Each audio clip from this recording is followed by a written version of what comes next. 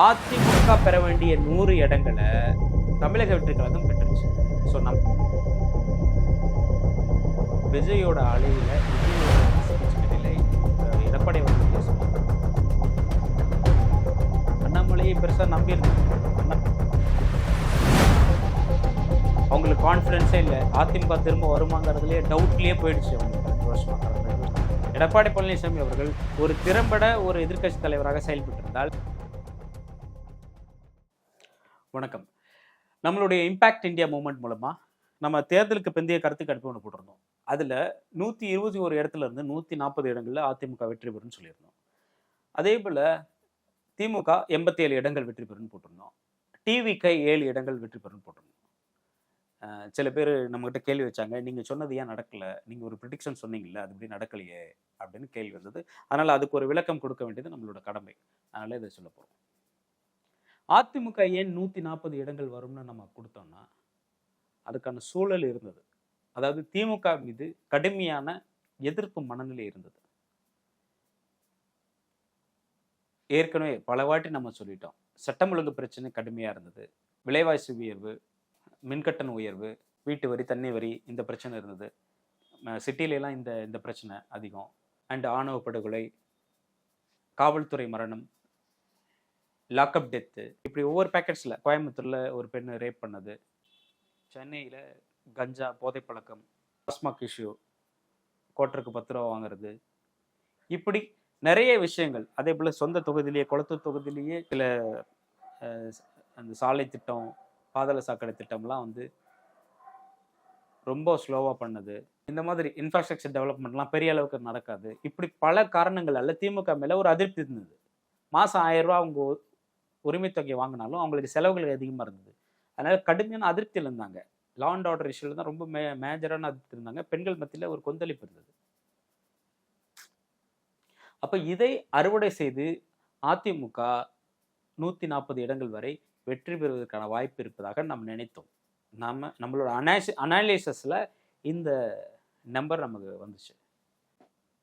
ஆனால் அந்த நம்பரை பெறும் அளவிற்கு அதிமுக சார்பில் அவங்களுடைய பிரச்சாரம் ஈடுபடலை. விஜயோட அலையில், விஜயோட ஸ்பீச் கடையில் எடப்பாடி அவர்களுடைய ஸ்பீச் ஈடுபடலை.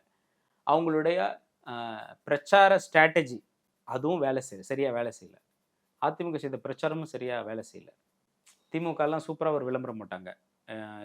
ஏதாவது நான் மேலே கேட்டு சொல்கிறேன் அப்படின்னு. மேலே கேட்டு சொல்கிறேன், எடப்பாடி மாதிரியான ஒரு ஃபேஸை வச்சு உங்களுக்கு ஏதாவது மக்கள் போய் கேட்கும்போது ஏதாவது டெல்லியில் கேட்டு சொல்கிறேன் அப்படிங்கும்போது விளம்பரம், அந்த விளம்பரம்லாம் ஹிட்டு. ஸோ எடப்பாடி அவர்கள் டெல்லியோட அடிமை, பாஜகவோட அடிமை அப்படிங்கிறத பெருசாக சித்தரிச்சிட்டாங்க. இப்போ பாஜக சப்போர்ட்டட் ஏடிஎம்கேங்கிறத பெருசாக சித்தரிச்சிட்டாங்க டிஎம்கே. அப்போது பாஜகவால் ஜொலிக்க முடியல. அண்ட் அண்ணாமலை அவர்களுடைய பிரச்சாரம் ஈடுபடலை.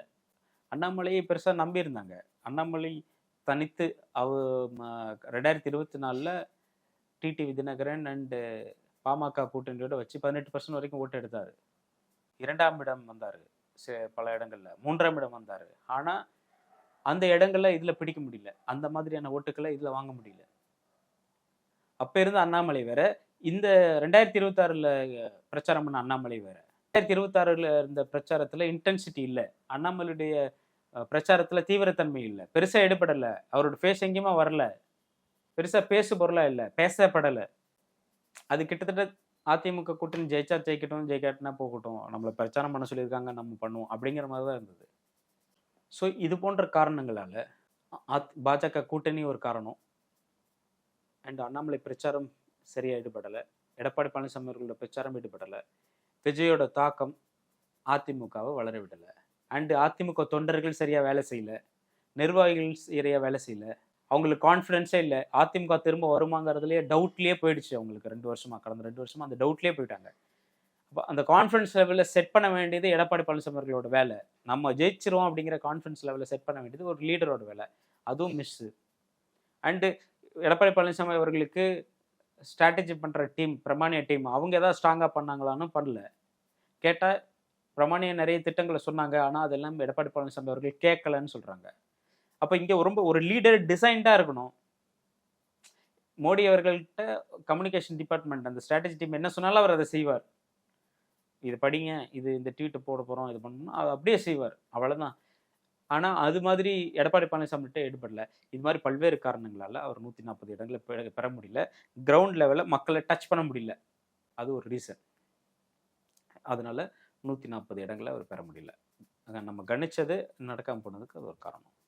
ஒரு 87 இடங்கள் டிஎம்கே வரும்னு போட்டிருந்தோம். அதுக்கு காரணம் மாசம் 1000 ரூபாய் பணம் கொடுத்துருந்தாங்க, இலவச பேருந்து, அப்புறம் மாணவர்களுக்கு கடைசி நேரத்தில் லேப்டாப் கொடுத்தாங்க. அதுக்கு முன்னாடி கல்லூரியில் படிக்கிற மாணவர்களுக்கு 1000 ரூபாய் நான் முதல்வன் திட்டம் மூலமா 1000 ரூபாய் உதவித்தொகை, இந்த மாதிரிலாம் பண்ணியிருந்தாங்க. ஸோ இந்த காரணிகள் என்னதான் அரசாங்கத்தின் மீது அதிருப்தி இருந்தாலும் இந்த பெண்கள் ஓட்டு, இளைஞர்களுடைய ஓட்டு, இந்த நான் முதல்வன் திட்டத்தின் மூலமாக பயனடைந்தவர்களோட ஓட்டு, அப்புறம் டிஎம்கேட தீவிரமான வேலை 6 மாத காலமாக களத்தில் தொகுதியில் தொடர்ந்து பொதுமக்களுக்கு ஏதோ ஒன்று செஞ்சுக்கிட்டு கொடுத்துக்கிட்டு இருந்தாங்க. அவங்க ஏதாவது பயன்படுற வகையில் பொருட்கள் இதெல்லாம் கொடுத்துட்டே இருந்தாங்க. அப்புறம் ஒரு தொகுதிக்கு 40 கோடி வரைக்கும் செலவு பண்ணாங்க. இந்த காரணிகளால் தான் நாம் 87 இடங்கள் திமுக வருங்கிறத கணிச்சோம். ஆனால் 73 இடங்கள் அதில் திமுக கூட்டணி வெற்றி பெற்றது. கிட்டத்தட்ட நம்ம கணிச்சது 95% திமுக அந்த இடத்தை பூர்த்தி பண்ணிட்டாங்க. அடுத்து தமிழக வெற்றிக் கழகம். தமிழக வெற்றிக் கழகம் 7 இடங்களை பிடிக்கும்னு சொல்லியிருந்தோம். ஏன்னா தமிழக வெற்றிக் கழகத்தில் வேட்பாளர்கள் யாருன்னே தெரியல. விஜயோட ஃபேஸ்க்கு மட்டும்தான் அங்கே ஓட்டு, விஜய்க்காக மட்டும்தான் ஓட்டு. விஜயே ஜெயிப்பாரான்னு கடைசி வரைக்கும் போச்சு. திருச்சி கிழக்கில் ஜெயிப்பாரா, பெரம்பூரில் ஜெயிப்பாரா, எந்த தொகுதியில் ஜெயிப்பாருங்கிறதே போச்சு. பெரம்பூரில் ஆர்டி சேகர்லாம் திமுக சார்பில் கடுமையான போட்டி கொடுத்துருந்தார். விஜய் ஜெயிப்பதே பெரிய கேள்வியாக இருந்தது.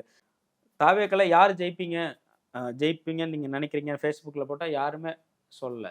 விஜய் தவிர யார் வருவாங்கன்னு சொன்னால் யாருமே பதிலே போடலை என்னோட முகநூல் பக்கத்தில். அந்தளவுக்கு நிறைய டவுட் இருந்துச்சு. எல்லாருமே புது வேட்பாளர்கள். அந்த தொகுதியில் பெருசாக அவங்களுக்கு பரிச்சயம் இல்லை. ஒரு சில தொகுதிகளில் மட்டும்தான் பரிச்சயம். ஈரோட்டில் பாலாஜி மாவட்ட செயலாளர், அவர் அந்த தொகுதியில் வேலை பார்த்து வச்சுருக்காரு, அவருக்கு தெரியுது. அது மாதிரி ஒரு சில இடங்களில் தொகுதிகளில் மட்டும்தான் அவங்களுக்கு தெரிஞ்சது. நிறைய இடங்களில் தெரியல. தமிழக வெற்றிக் கழகத்தோட பிரச்சாரங்களும் அந்த வேட்பாளர்களோட பிரச்சாரங்களும் சரியாக ஈடுபடலை. அவங்களும் சரியாக பிரச்சாரம் பண்ணலை. பெரிய கூட்டம் இல்லை அவங்க பின்னாடி. விஜய் வரும்போது வர கூட்டம் அந்த வேட்பாளர்கள் அங்கே போகும்போது வர மாட்டேங்குது.